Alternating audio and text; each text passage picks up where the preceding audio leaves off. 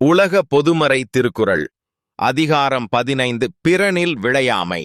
திருக்குறள் 141.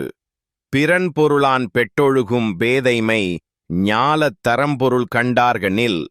விளக்கம்: பிறருடைய சொத்தை நாடி வாழும் வாழ்க்கை அறத்தையும் பொருளையும் உணர்ந்தவர்களிடையே இல்லை. எடுத்துக்காட்டு: ஒருவரின் சம்பாதிப்பை திருட்டு வழியில் அடையும் மனிதர் தங்கள் அறத்தையும் இழக்கின்றனர். திருக்குறள் 142. அரண்கடை நின்றாரில் எல்லாம் பிறன்கடை நின்றாரிற் பேதையாரில். விளக்கம்: அறநெறியை விளக்கியவர்களில் பிறருடைய பொருளை நாடுவோர் மிகவும் அறியாமை உடையவர்களாக உள்ளனர். எடுத்துக்காட்டு: ஊழலுக்கு இடம் கொடுப்பவர் அறம் புரிவதற்கே அற்றவர்கள். திருக்குறள் 143. விளிந்தாரின் வேரலர் மன்ற தெளிந்தாரில் தீமை புரிந்தொழுகுவார். விளக்கம்: தெளிவாக அறத்தை உணர்ந்தவர்கள் பிறருக்கு தீங்கு செய்ய மாட்டார்கள். செய்வோர் அறியாமை உடையவர்களே. எடுத்துக்காட்டு: தெரிந்தும் தவறு செய்பவர் அறிவில்லாதவரே என அறம் தெரிந்தோர் கூறுவர். திருக்குறள் 144. எனைத்துணையராயினும் என்னான் தினைத்துணையும் தேரான் பிறனில் புகழ். விளக்கம்: எத்தனை நண்பர்கள் இருந்தாலும் உதவ மாட்டார்கள். ஏனெனில் சிறிய தவறும் செய்யும் பழி பெரிது. எடுத்துக்காட்டு: சிறிய தவறும் வாழ்க்கையில் பெரும் களங்கமாக மாறும். திருக்குறள் 145. எளிதென இல்லிறப்பா நெய்துமென் ஞான்றும் விழியாது நிற்கும் பழி. விளக்கம்: பிறனின் மனைவியுடன் தவறு செய்யும் மனிதனுக்கு என்றும் நீங்காத பழி ஏற்படும். எடுத்துக்காட்டு: சிறிது நேர சந்தோஷத்திற்காக வாழ்க்கையே பழியால் அழியலாம். திருக்குறள் 146.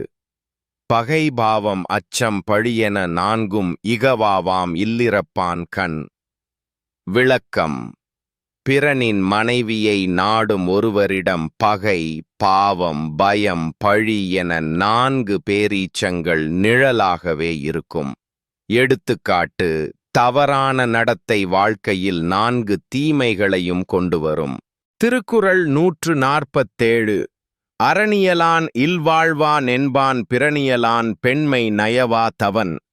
விளக்கம்: அறநெறிக்கேற்ப குடும்ப வாழ்க்கை நடத்துபவர் பிறரின் மனைவியை நாடாதவராக இருக்க வேண்டும். எடுத்துக்காட்டு: தூய்மை வாழ்க்கையின் அடிப்படை பிறருக்கு பாதகம் செய்யாமை. திருக்குறள் 148. பிறன்மனை நோக்காத பேராண்மை சான்றோர் கரனென்றோ ஆன்ற ஒழுக்கு. விளக்கம்: பிறரின் மனைவியை நோக்காமல் இருக்கின்ற பெருந்தன்மை அறமெனப்படும் சீரான ஒழுக்கத்தின் வடிவமே. எடுத்துக்காட்டு: உறுதி மற்றும் நன்னடத்தை வாழ்வின் தூண். திருக்குறள் 149.